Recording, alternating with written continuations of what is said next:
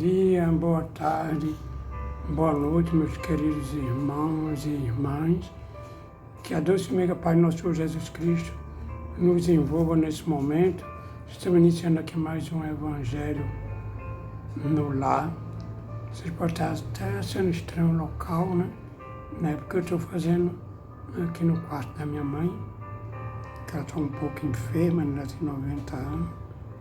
Aí eu resolvi, geralmente eu faço mais à noite, mas eu estava caminhando agora e vi aquela intuição para eu fazer o Evangelho agora pela manhã. Nesta segunda-feira, dia 15, sendo agora pela manhã. Aqui no Brasil, né? Tem alguma localidade aí que é boa tarde e tem outra que são boa noite. Geralmente eu faço às 22 horas. Mas eu estava caminhando, passei no centro que eu frequento, que é o Templo Espírita Amor e Redenção.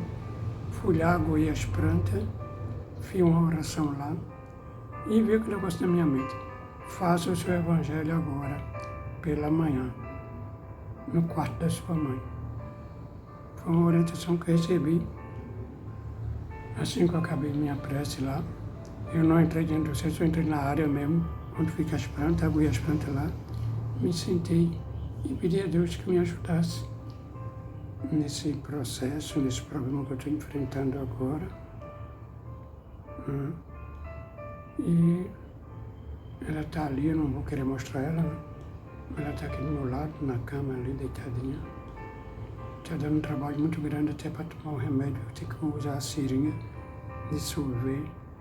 E eu pedi ajuda do alto e veio essa orientação para que eu fizesse o Evangelho no lar, aqui, e não esperasse dar 2 horas, então, ou às 22 horas.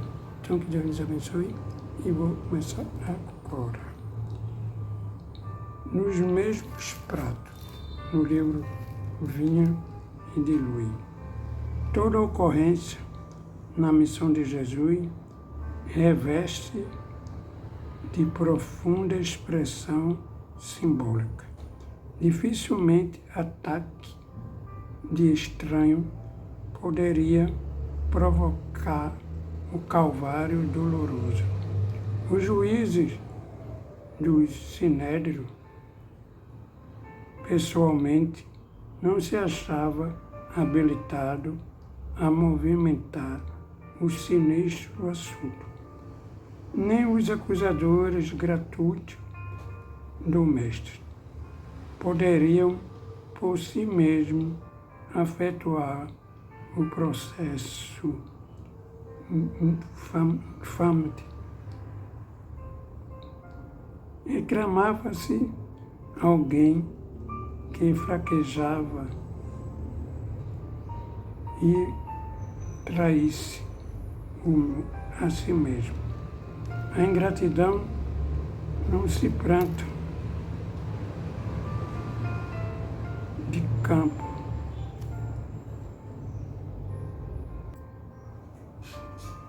Como está falando sobre a ingratidão, né? Em todas as boas obras, é sempre o amigo transviado e companheiro leviano e irmão indiferente.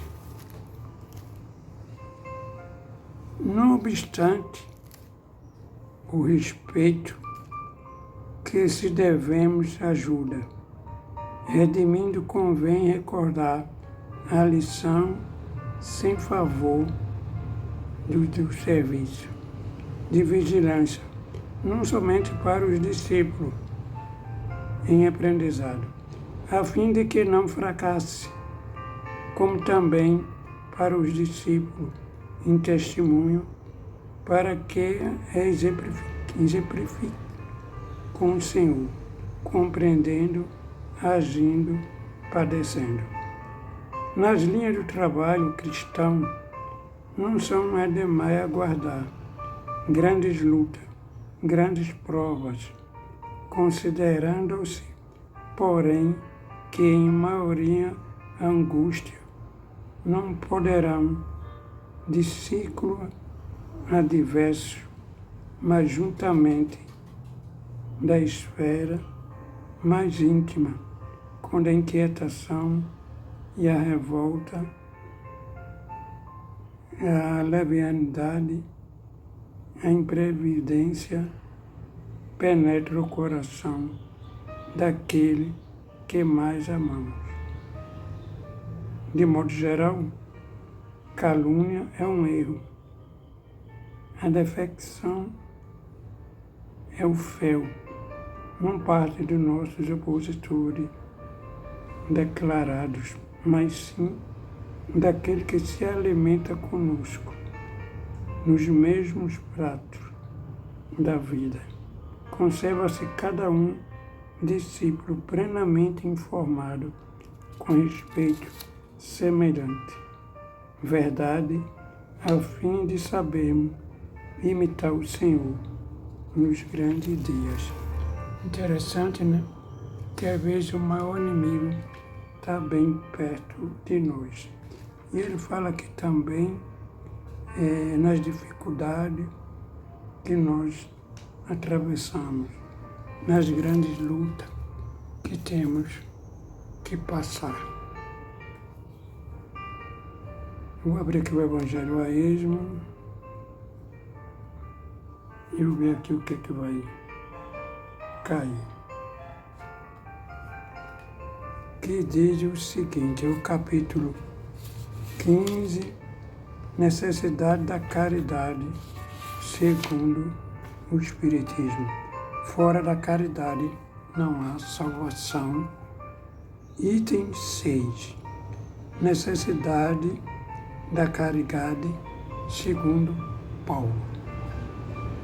Ainda quando eu vos falasse todas as línguas dos homens, e mesmo a língua dos anjos, se não tiver caridade, não seria senão como um bronze sonante, um símbolo retumbante.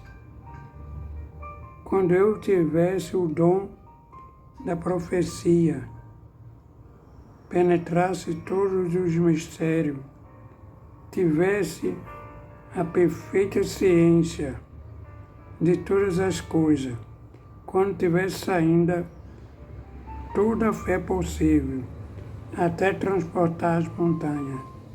Se não tiver caridade, eu nada seria. E quando tivesse distribuído meus bens para alimentar os pobres, e tivesse entregue o meu corpo para ser queimado, se não tivesse caridade, tudo isso não me seria nada. Engraçado, eu estava ouvindo um programa essa noite, falando sobre esse mesmo tema. Eu até coloquei, se você não tem nada para dar de alimento a alguém, para matar a fome de alguém, mas eu até usei a frase, fala que eu te escuto, também é caridade. Às vezes alguém está precisando apenas de desabafar, de falar com alguém. Ele não quer um pão para comer, ele quer apenas que você o escute. Também é um ato de caridade. Agora, essas três virtudes, a fé, a esperança e a caridade, permanece, mas entre elas, a mais excelente é a caridade. São Paulo, primeira epístola aos Coríntios. São Paulo, de tal forma, compreendeu esta verdade, que disse, ainda quando eu tivesse a língua dos anjos, quando eu tivesse o dom da profecia, penetrasse todos os mistérios, quando eu tivesse toda a fé possível, até transportar montanha, e não tivesse caridade, eu nada seria. Entre estas três virtudes, a fé, a esperança e a caridade, acima mesmo da fé, porque a caridade está ao alcance de todo, o mundo do ignorante ou do sábio, do rico e do pobre, porque depende de todos, de todas as crenças para te curar. E fez mais. Definiu a verdadeira caridade e mostrou-se não somente na beneficência, mas na reunião de todas as qualidades do coração, da bondade, da benevolência para com o próximo. Então, gente, eu não sei se talvez a partir de hoje eu fique realizando esse evangelho aqui no quarto da minha mãe, pela manhã, aqui no meu país. Não é? Eu não sei, né? Ver essa, como eu disse, ver essa orientação para mim, no momento que eu estive no centro que eu frequento, que é o Templo Espírita Amor e Redenção, que fica aqui em Jardim Paulista, Pernambuco, né, de onde eu sou, onde é a minha cidade, né? A qual faço parte há mais de 40, desde 79, né? 48 anos, né, mais ou menos, que eu estou aqui, e essa é a minha cidade. E ver essa intuição para eu fazer o evangelho aqui no quarto dela. E eu estou. Por uma questão de ética, ela está deitada lá na cama. É uma cama até hospitalar, quem está usando. Ela é cadeirante, a cadeira dela está aqui do meu lado. Não, que eu tenho que usar. Tá vendo?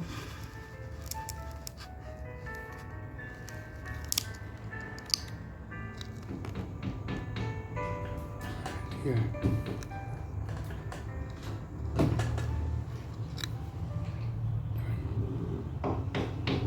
E aqui é uma cama reserva, mas eu prefiro não mostrar ela. Então que Deus nos abençoe, nos ilumine, hoje, agora e sempre. E peço aqui que minha mãe seja restabelecida, que a espiritualidade maior possa ajudá-la. Não só ela, como há muitos de vós que se encontram na mesma situação. É difícil para a gente como filho, é demais. É muito difícil. Mas, pelo lado espírita, a gente sabe que nada é por acaso. Se ela está nessa situação, ela tem Alzheimer, é porque ela tem que passar por isso. E eu tenho que cuidar, como filho. Eu tenho que estar aqui do lado dela, nas 24 horas do dia. Tem a cuidadora, que chega, né, passa o dia aqui, deve estar já chegando por aí. Mas sempre eu tenho que estar aqui, né? Que à noite, por exemplo, a cuidadora chega de manhã, vai de noite. Mas querendo ou não, eu tenho que estar presente. Muita paz, muita luz a todos.